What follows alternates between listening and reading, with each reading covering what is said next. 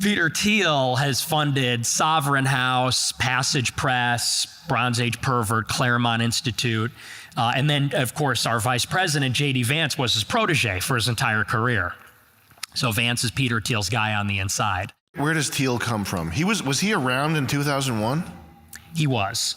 And he came from PayPal. What was he doing? So he had just, around that time, created PayPal with Elon Musk. At that point, when they're doing PayPal, is this something that's linked to intelligence yet, or is he sort of solo? Most likely, yes, because of the nature of what PayPal is, which is a peer-to-peer payment system. So it's deeply in touch with the financial industry and state regulations. The real connection to intelligence is that he comes from Stanford University. That was his origin story. He founded the Stanford Review at Stanford University with money from Irving Kristol. What's that, like the school paper? Yes. Who's Irving Kristol? Irving Kristol's the godfather of neoconservatism. So he invented the NeoCons. He's a Jew, former communist who became a conservative after the Soviet Union backed Israel's enemies. Peter Thiel, he started the school newspaper with money from the godfather of neoconservatism? Yes. Okay, continue. So he takes money from Irving Kristol to start this paper. And you have to understand that, like, where all these conservatives come from is they're effectively groomed by the CIA out of college. Every major conservative thinker, influencer, basically from the 1950s on, was groomed by what was called the Congress for Cultural Freedom, which is a project of the CIA. You're saying that every major conservative figure comes from this Congress of what? Congress for Cultural Freedom. Congress for Cultural Freedom. So they're all, in a word, they're all being groomed. All of these, like, conservative intellectuals that are writing these books, people like William F. Buckley, and many of the anti-communists, are all being groomed out of college by the CIA to be a conservative counterweight to left-wing communism in America, because the CIA is deeply worried about communism spreading in the United States and elsewhere. So Peter Thiel tracks with this pattern where Irving Kristol's one of them. So back in the 60s or 70s or whatever, they would have been doing this to combat communism. Right. And then at some point something goes wrong? I wouldn't say it went wrong. It's more like the CIA was always in bed with Israeli intelligence. So under the aegis of fighting communism, what they're really doing is combating anti-Semitism at the exact same time. So these people are being groomed by the CIA, which happens to be an institution that's totally infiltrated by Israel. When was the CIA infiltrated by Israel? From the very start, from its very inception. And the reason being is because the CIA was formed out of wartime intelligence during World War II. Obviously, we needed intelligence about the Axis, the Nazis, the Italians. And so when the Allies invaded Italy, what was coming through Italy were a lot of Jewish refugees fleeing the Holocaust, fleeing the persecution by the Germans. And so how did the Allies get intelligence about the Germans? We talked to the Jews that were fleeing Germany. And so our entire intelligence network from Germany, and even from Russia for that matter, from Poland, all these Jews that were fleeing these countries came from Jewish refugees, essentially. So when the CIA was founded, it was basically made up. All the human sources were Jewish refugees leaving Italy and then going to Israel. And then the next big step is that we were, of course, fighting the Soviet Union. When the Cold War starts in the 1950s, we have to know everything about the Soviet Union, but we know nothing because an iron curtain has descended. We have no sources that are on the inside. We have no idea what's going on. But there are some people leaving the Soviet Union, and it's Jews that are leaving the Soviet Union to go to Israel. So we say, how do we know the secrets about the Soviet Union? Let's interview the Soviet Jews that flee to Israel. In order to get access to those people, we have to make a deal with Israel. And we effectively say, well, we will help your fledgling state if you give us information about the Soviet Union. And so basically a deal was made. This is how they got their nuclear program. This is what was revealed in the JFK files earlier in the year. That James Angleton, who was running the Israel desk in the 50s and 60s and 70s, he, under the table, was providing Israel with nuclear secrets to get access to their Soviet emigres so we could learn more about the Soviet Union. So, CIA formation, they're infiltrated from the very beginning because they wanted access to Russian emigres. The Congress for Confederate Cultural freedom. Cultural freedom. Okay, so tell me about this, the CCF, we'll call it, because I forgot what it was.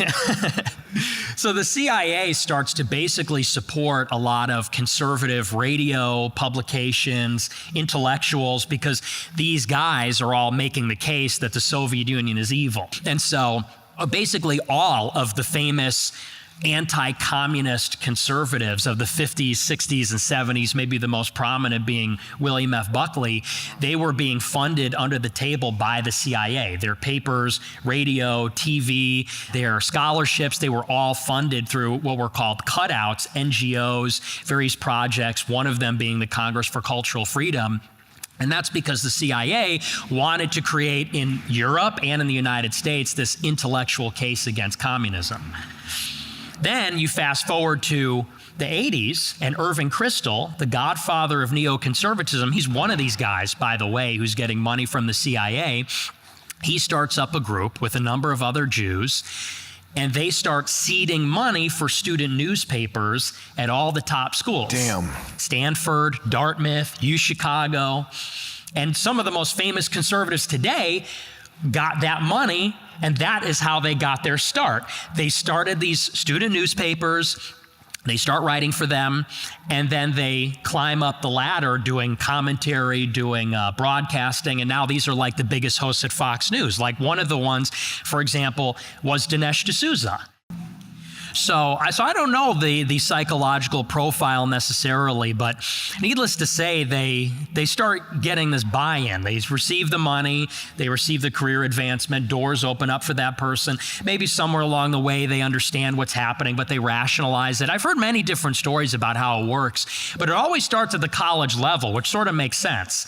Because if you think about Harvard, Stanford, Yale, they are selecting for the highest IQ people, and the government wants the highest IQ people because intelligence, it's sort of in the name also, these intelligence networks, they need to be the most technically sophisticated, operationally sophisticated. So they go, where are the smart people? They're at the elite universities.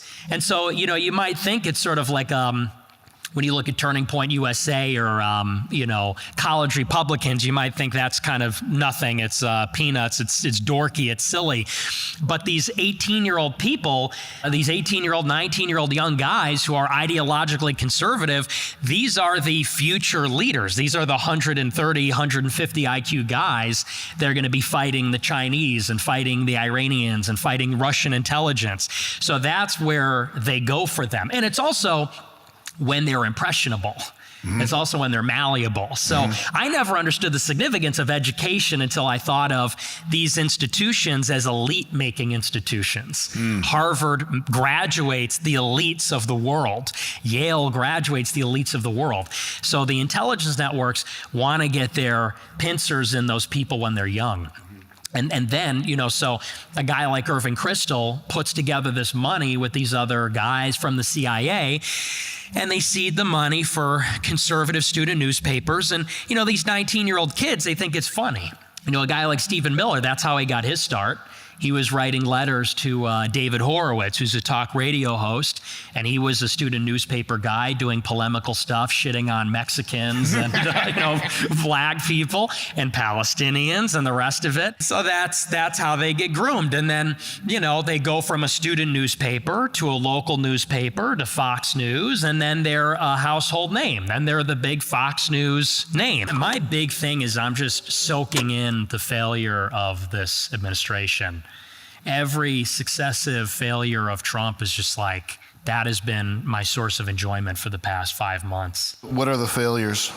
The discussion about amnesty for illegal farmers. What's his stance here on amnesty? So, last year they're promising mass deportations. That was the big tagline. We didn't get that, right? No, we're not getting it. They stopped publishing the figures. Right. They have not published one number for 6 months, which never happens. And so that was the big promise. And but of course, the entire year last year, he had his fingers crossed behind his back. Whenever they pressed him, he would say, well, we're going to get the violent criminals out first. We'll worry about everybody else later. And so fast forward to now, They arrested 70,000 people, which is nothing in 5 months. And they're already saying, well, now we're going to strategically do mass deportations by not deporting anybody that works on a farm, in a restaurant, in a construction site, in a hotel, which is like all the migrant labor. They're basically throwing in the towel 5 months in. It's a total joke. So people like you and me, we were part of this big wave in 2016, which Trump obviously led. He was the nucleus of it and the center of it. And I think that the energy around him started dying off realistically almost immediately after he won the election the first time. I think he's no longer funny. He got off Twitter.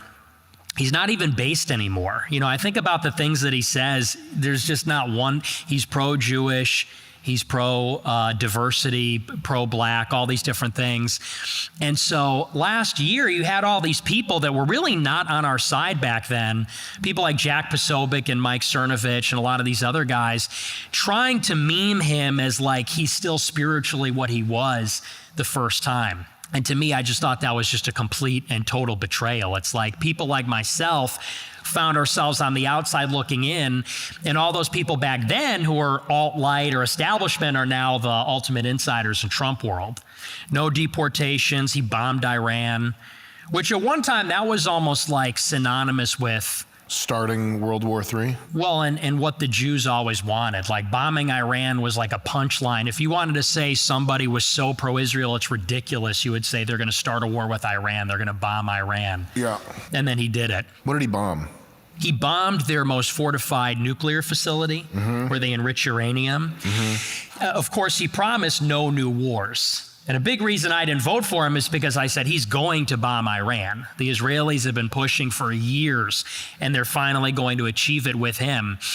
You know, he gets into office and everybody says there's going to be no new wars. We're going to stay out of it. And then, of course, Israel starts the war with Iran. They bomb Iran. They do these drone strikes. They do airstrikes. And all the pro-Trump people said, well, we should stay out of it.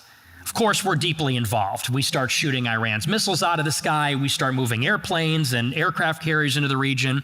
Then they said, well, we shouldn't get involved offensively. Then everybody starts saying, well, we should bomb Iran's nuclear program. Then they said, well, we could bomb the nuclear program, but we shouldn't do regime change. We shouldn't put boots on the ground. Then we bomb the nuclear program, and the next day, Trump is saying, we need to do regime change. Has Trump said that? He did. He said it we the need day to do after. Regime change? Can we look that up? What is Trump saying about regime change in Iran? On True Social, the day after he bombed Iran, he said, why wouldn't we do regime change? The people hate the government's failing. We should get a new government to make Iran great again. Oh, wow. And then everybody started saying, well, regime change might not be so bad. We bombed that nuclear facility, but didn't he bomb the entryway of it? Like, did it actually do damage? No, he's saying that he destroyed it, but the Europeans, the Iranians, the Israelis, the United States, we all say, no, we didn't destroy it at all. And so that's kind of the next step is they're saying. So couldn't that be 4D chess though, Nick?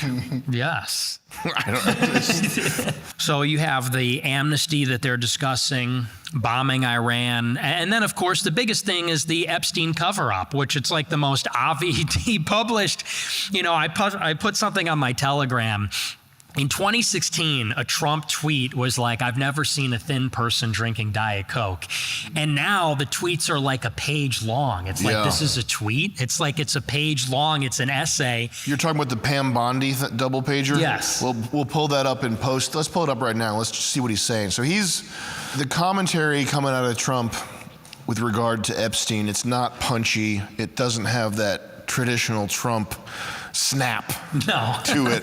It's in fact, it's 2 pages long of him sort of pressing people to move on from the topic. What's going on with my boys and in some cases gals? They're all going after Attorney General Pam Bondi, who's doing a fantastic job. We're on one team, MAGA, and I don't like what's happening. We have a perfect administration, the talk of the world. For years, it's Epstein over and over again. He's bemoaning how the Epstein thing won't go away. And he's saying that it's radical left-inspired document concoction. He's basically saying it's fake. People are, of course, Epstein was blackmailing everybody and ran a sex trafficking ring for that purpose and trafficked them for Israel. And Trump is on True Social publishing a page each day saying, hey guys, can we all move on? Like, this isn't I definitely wasn't on that island. Like, I had nothing to do with that, and we need to just stop talking about it altogether. I don't know. It's just like he's not funny anymore. He's not based. He's kind of like wrong on all the issues. This is not the golden age we were promised. I think the country is ready to reject Trump as like not radical enough. And a true Hitler-level leader can arise in him, because he's sort of preventing that from happening in a way. But this may be the best case scenario where his crash out might fuel the rise of that next person.